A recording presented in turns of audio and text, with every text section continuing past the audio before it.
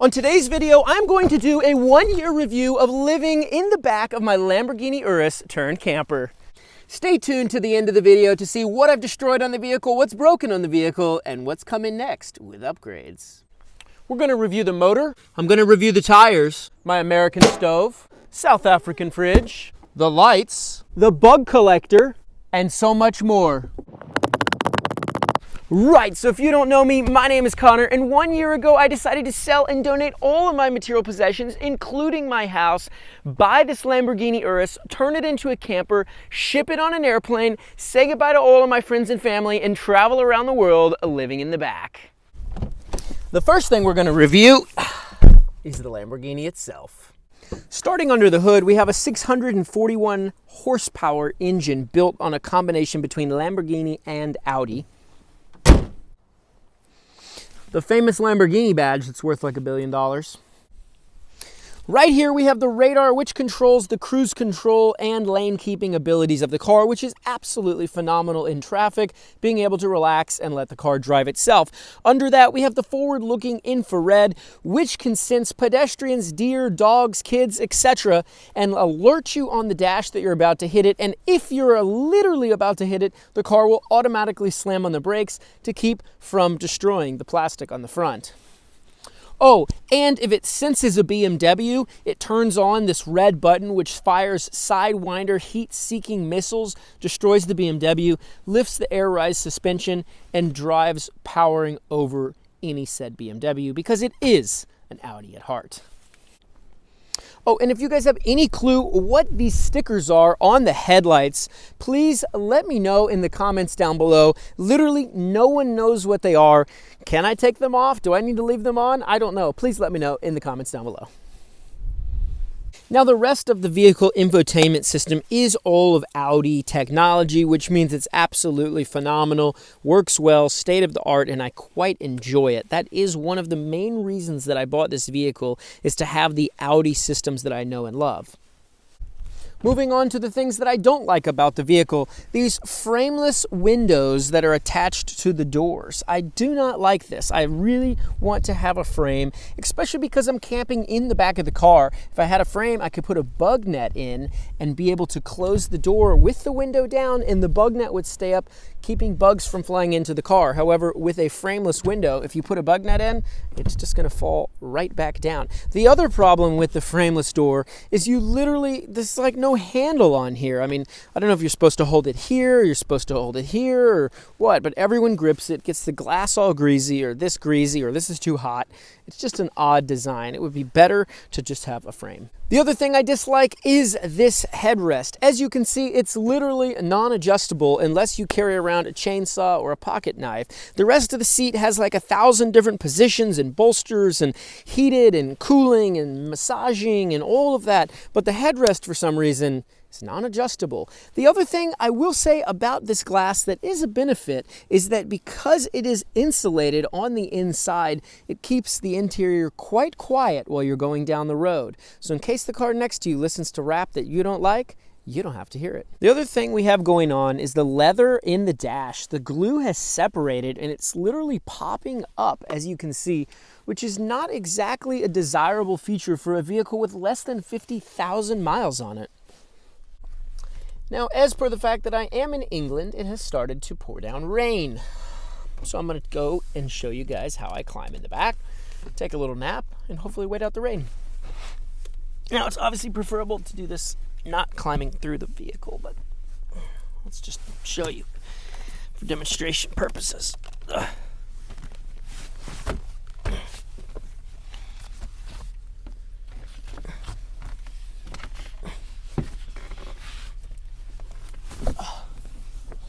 Good night.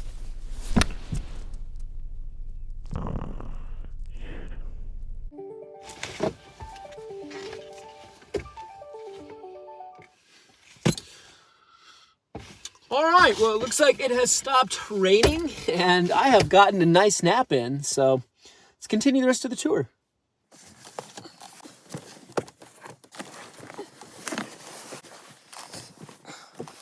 Hit the subscribe button to see cute little lambs.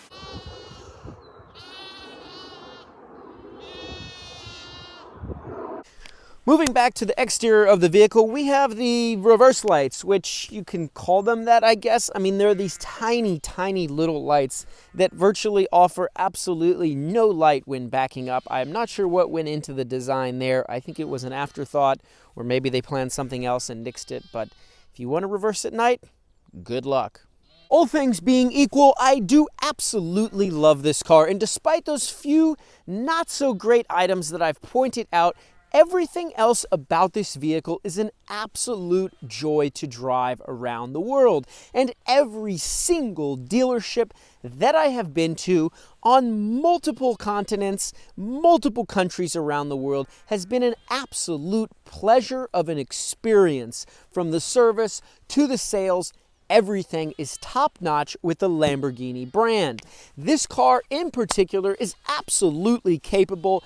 As you can see here, I am literally taking it around the world, and I would not do that if it was not an awesome, capable vehicle that I enjoyed and loved to drive. So with that being said, if you have the funds and you're in the position, I would highly recommend to buy a Lamborghini Urus because it is an absolute joy. Now, the haters out there are going to say in the comments section that this is a rebadged RSQ8, and to some extent they would be right. There are some notable Audi parts that can visually be seen literally in a parking lot, and others once you start to pull open the carcass of the vehicle. But this is a Lamborghini. You're getting Lamborghini service, you have the Lamborghini body, the badges, and everything else on the interior that makes it that much more luxurious. So if you're a cheapskate, you can get the Audi and do virtually almost the same things, but you're not in a Lamborghini. So if you're a real badass, you do it in the Lamborghini. Moving on to the gear review part of the video. On the roof rack is a Front Runner Slimline 2. Now this is a sponsored product, but I will give an unbiased review of it nonetheless. Now this rack is not specifically something that Front Runner sells to be mounted on top of the Lamborghini Urus. So I've pieced this together from some different parts that they have for universal kits. This here is mounted with 4 10mm through bolts that I drilled down into the roof and chassis of the Lamborghini. Then there is a Front Runner proprietary rail that slides all the way down the roof line. This, I believe, is an awesome product because it literally allows me to take this roof rack completely off whilst leaving these rails on the roof, and these rails are way stronger than the factory OEM Lamborghini rails if my car would have come provisioned with those and the clips and all of that. As you can see on the roof, I have a few of the Front Runner branded boxes. These have a rubber O-ring, so they're water resistant and easy to pop on and off with their latch system. I also have here a water tank and the ability to carry a few fuel jugs. Over here, I've even reconfigured one of their mounts to be able to store my Pelican case. They have a spare tire, OEM little bracket there, and there's even a helicopter to mess up the audio of my video. Moving on to the side of the rack, I have these here Max Tracks, which fit right into the Front Runner mounts for this rail system. These would have definitely come in handy when I got high-centered in the snow in Durango, Colorado last year. On the back of it, you have this shovel, which Front Runner sells to mount. Obviously, I just used that, and it's dropping a little dirt. Then there's this nifty little bracket right here, and what that is it's actually a light post.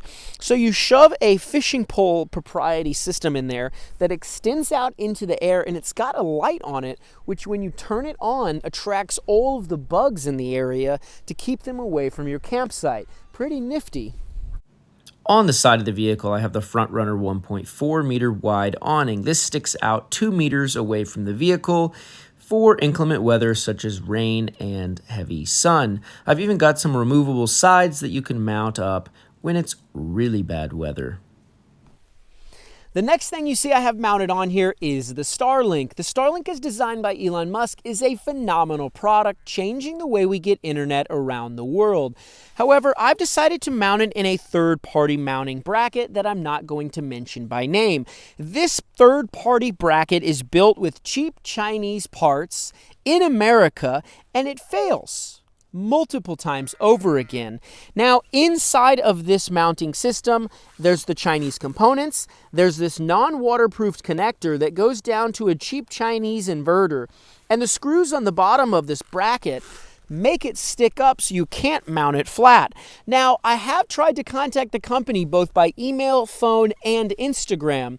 Over the last 4 months, they've only got back to me on Instagram and told me that they would get back to me at a later date, which they haven't. So what do you guys think I should do with this paperweight that I've spent over $2,000 in losses on? The next upgrade are the tires and rims. This is a sponsored product, however, I will give my full and unbiased opinion on it nonetheless. This here is the 22-inch Classic B aluminum rim designed and manufactured by Delta, a father and son company in Munich, Germany. It sports a ring around the outside that allows you to grind the tire into curbs, rocks, Priuses, or anything else you want to grind your tire up against, and you can replace the ring, not your rim. They also have different colored screws if you're into changing those, and even have different artistic rings if you're into that sort of thing. Now, the rubber on the outside is the Radar Renegade. This tire has a beefened up and thickened tread, more so than the Pirellis, so this allows me to go on and off-road. Now, the speed rating on-road is 240 kilometers per hour. They're not that much noisier going down the road than the original Pirellis. I have driven only about 14 to 1500 miles with them across 5 different countries on and off-road. I will say, however, I am very pleased with this tire and rim setup, and pending not throwing any lights on the dash, I will hope to continue running this setup around the world. Now, when I talk about lights on the dash, what am I talking about? As the Stradman pointed out a few years ago, these cars are traditionally very sensitive to changing the roll resistance of the tires. In fact, when you go to an automobile tire shop with the Lamborghini Urus, they're only supposed to sell you Pirelli tires that are literally designated for this car with an L stamped on them. They're more expensive, and allegedly they're balanced specifically for this transmission, transaxle, differential, etc. components that are part of this car. Changing the rims and tires, however, are supposed to throw a light on the dash that says, hey, don't go too fast, you might damage your differential and transmission. With this new tire setup, on and off-road, I have not thrown that light on the dash. Maybe that's perhaps because there's every other light on the dash already on, so I can't even see it. I don't know, but hopefully it will be okay. Moving on, we're going to talk about the lights. On the sides and the back, I have the PIAA lights, and on the front, I have the front runner light. These are all sponsored products. However, I will give a full and unbiased opinion on them nonetheless. On the front light, I originally had a 40-inch PIAA light, which after driving 172 miles an hour on the Autobahn, got a little bit of water damage in it. So Front Runner replaced that light with their combo driving light. This light is probably phenomenal for people with Jeeps, Land Rovers, and things like that need a good variety of light in the front of the vehicle. However, in my case, because the Lamborghini has plenty of light right around it with the awesome new headlights, I really need a light kind of like the PIAA, which is a spotlight only, shining way out into the distance. I don't believe Front Runner makes it, so likely this light will get replaced soon with something that shines way out into the distance. Now, on the side of the vehicle, I have these PIAA side lights and also the Front Runner handle lights. The side lights are great for shining down roads. However, since they are a spotlight, they don't shine this immediate area, which is why I have these. I hope to replace both of these soon with a work zone light that shines this whole scene and makes it brighter. Moving on to the end of the vehicle, I have this PIAA 30-inch light bar that shines back for reversing, since I talked about the reverse lights not working very well. However, the problem with where this light is mounted is it doesn't shine down in the immediate field of view when you're backing up. It points way out in the distance. Frankly, the Front Runner light from the front would probably be better mounted back here because it gives a good variety. However, when we talk about what's going on with the bumpers, we'll talk about what's going on with the lights.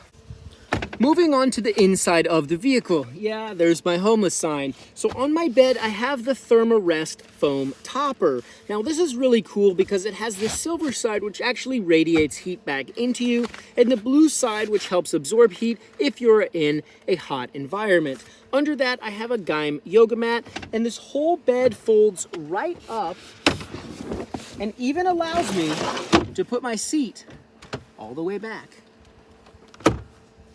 Moving on to the back of the vehicle, as you can see, I keep things very organized thanks to the front runner flat pack bags. Now these bags hold everything I need: my pants, my trousers, dress clothes, socks and briefs, shirts, dry goods and olive oils. Then I have on top of that this folding table by Dometic front runner and the front runner folding camp chairs. Now over here I have a dry bag where I keep all of my clothes, and I can even wash that on the go thanks to my Dr. Bronner's soap. Now in the side door I keep that soap, which the Bronner soap can be used for dishes, clothes, food, everything else in between. Then I have my hand soap in case I need to wash my hands. Now that leads into the next question: water. Now the water I get from this here Lifesaver water device. Now this is cool because it allows you to put dirty water in and it filters it out clean.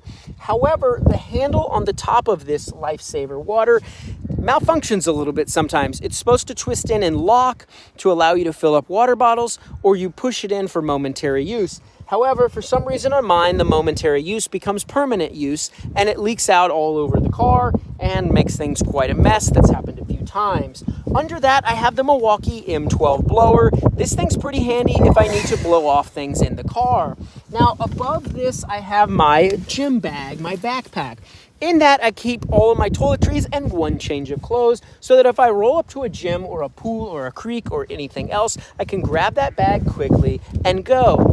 Now, moving into the front, I have additional front runner flat pack bags. This one houses all of my camera gear, drones, etc. And above that, of course, I've got my snacks, because when you're driving, you need snacks. In the glove box, I actually have a full charging setup for all of my camera batteries. Under that, I have my ski boots and ski gear, which I've been lugging around for about 9 months, and I haven't skied once, so I'm hoping to change that here soon. Of course, in the passenger seat, I have my cowboy hat, because at the end of the day, I am an American. Now, I will say, with everything that's in this vehicle, I've got it organized the way I like it. However, if I do pick up some passengers, friends, people at hostels, etc., I can take all of these bags and throw them mostly in the back. Generally speaking, I can be able to get about 3, maybe 4 if I'm pushing it and they don't have gear. However, if I am at a place where I can offload all the gear, because I have everything in these front runner bags, I'm actually able to quickly offload all of the gear from the vehicle and be ready to rock and roll very fast. I almost forgot, in the passenger side door, I have these wet wipes, so when nature calls, you can keep things clean. I have these little, what is like a portable urinal thing in case you get caught in traffic and need to take a leak. Hope to never need those. And the most important thing is the miniature Lambo. That's right, I've got a Hot Wheels miniature Lambo because at heart, I'm still a kid. Now, behind the driver's seat, I keep my tool bag. This has any tools in case I need to do repairs on the road. I also have a bag full of my shoes, and under that, I have a kettlebell for staying fit on the road. Moving on to the back of the vehicle, I have my first aid kit. Now, before you guys say anything about Lamborghini putting a Volkswagen kit in there, this kit is actually from an old Jetta that I used to own years ago. I just really have liked this case, and I've made it into everything that I need going on the road. I also have this KLM business class bag, which has any extra bandages I might need to supplement that first aid kit. Now, under my bed, I actually have a full pull-out drawer that is on AccuRide slides. Now, they did not sponsor me, but they did give me a significant discount on these slides. They're a high-quality, awesome product. The only downside with them is after about a year of using them, the rubber's coming off a little bit on the handle. Now, in the drawer, I have here this extra piece of wood for various whatever things. I have this Eureka stove. Now, this Eureka stove is a little bit different than the standard Eureka stove because it's sporting the internals from a $300 German stove. I didn't like the German stove and I loved my Eureka stove, so I combined it to make one stove that functions well in Europe because the adapters for the propane, as I figured out, are different.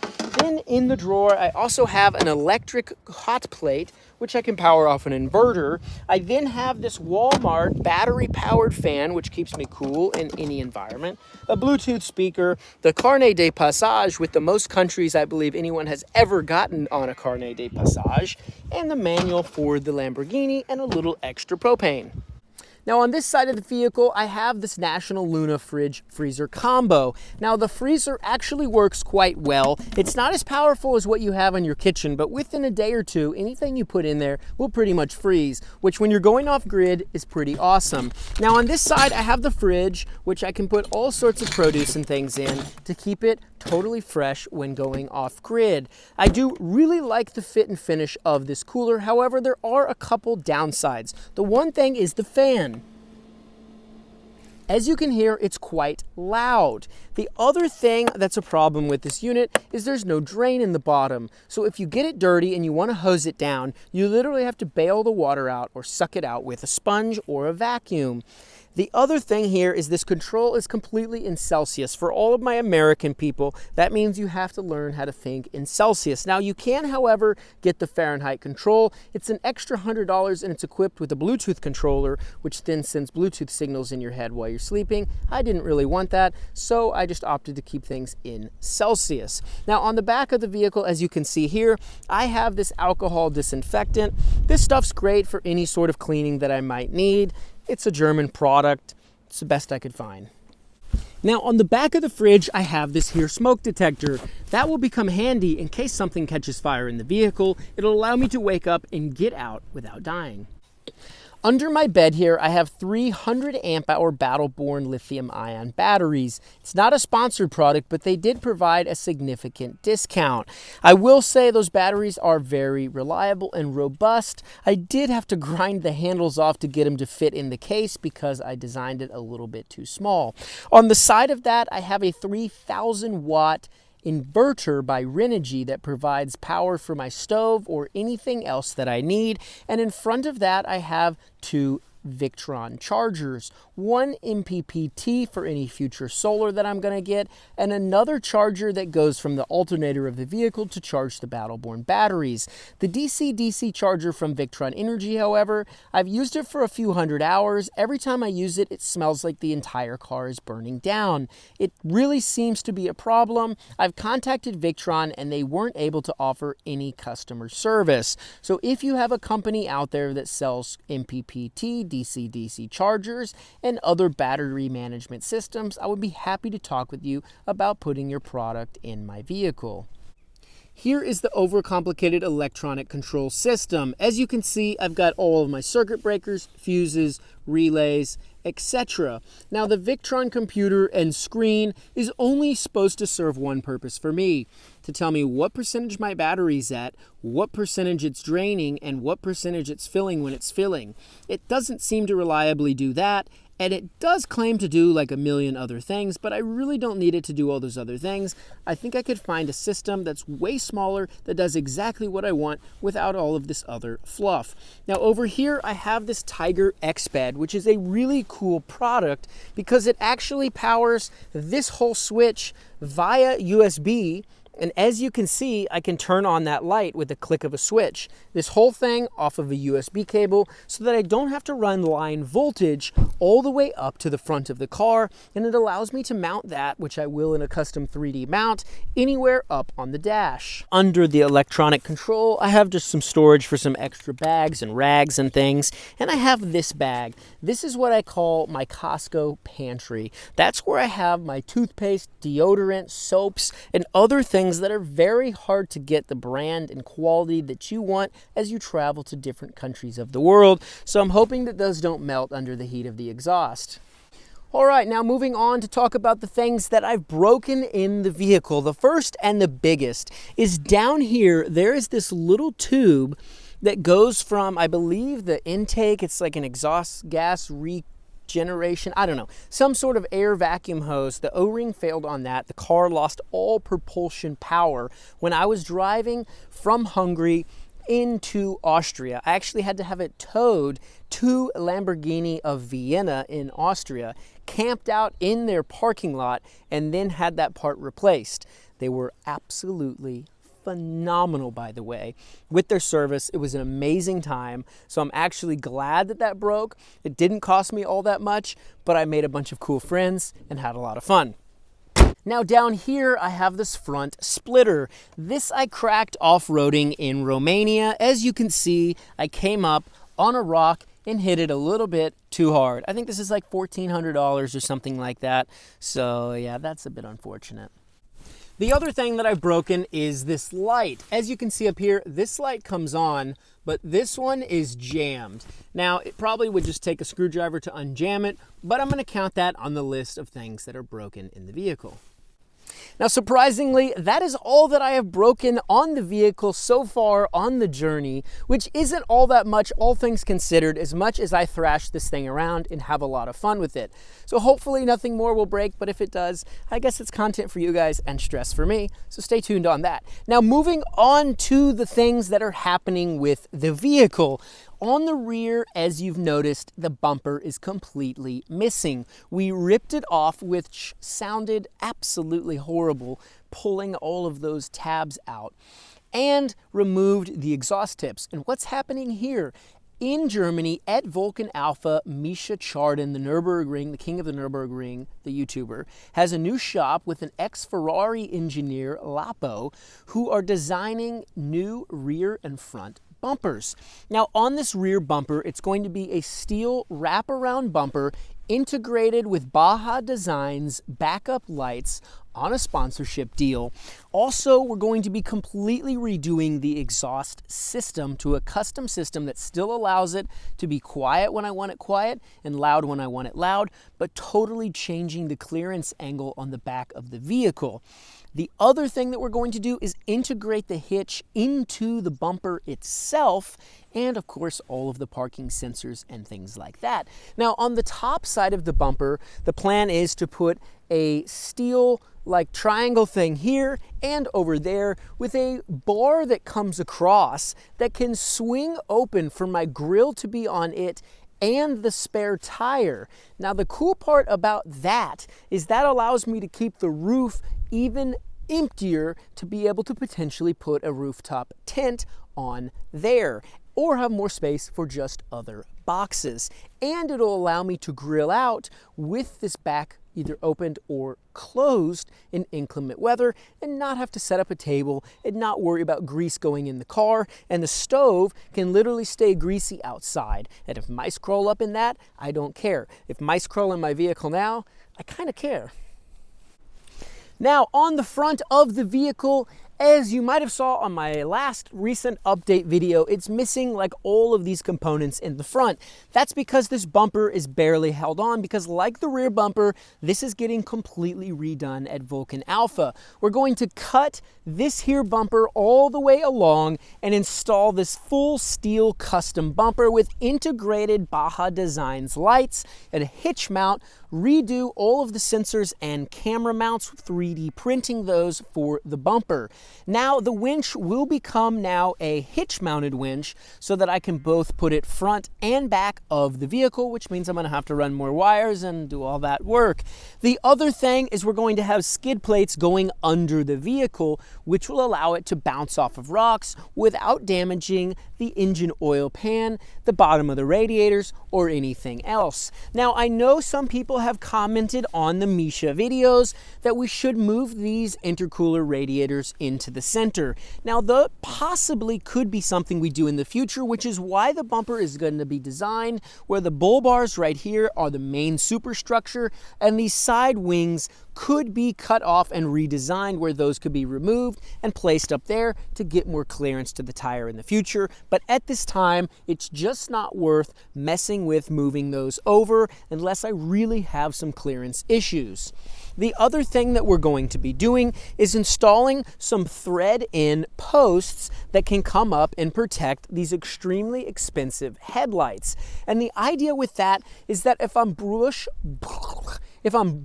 hauling through a bunch of brush, if I'm driving through like that, growing, that I won't break the headlights, and I can hook a wire up from here to the headache rack to knock any of the branches away and keep me going in a straight line and protect the windshield. Now, the other thing that's in talks that we're not so sure about yet, depending on what you guys think and let me know in the comments down below, is if we should do big, large fender flares for off-roading and if I should cut in and put in snorkels for the engine. So please let me know in the comments down below if we should do it or not. Inside the vehicle, we're going to take this Tiger X-Ped controller and mount it either up here like that or over here like this. To be determined. That will be fully 3D printed at Vulcan Alpha, which is super rad.